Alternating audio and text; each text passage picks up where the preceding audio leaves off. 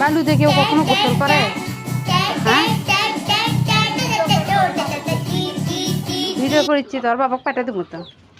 আর বাবাকে মা একা ঢাকাত নিয়ে যাবা না, ইনকে এই এই জায়গাতে থাক।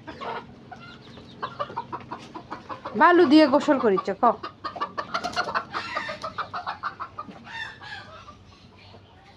একা একা কেউ কোনোদিন বালু দিয়ে এগুলা করে? হ্যাঁ, বাকি সাতলে করিছে মুরগি।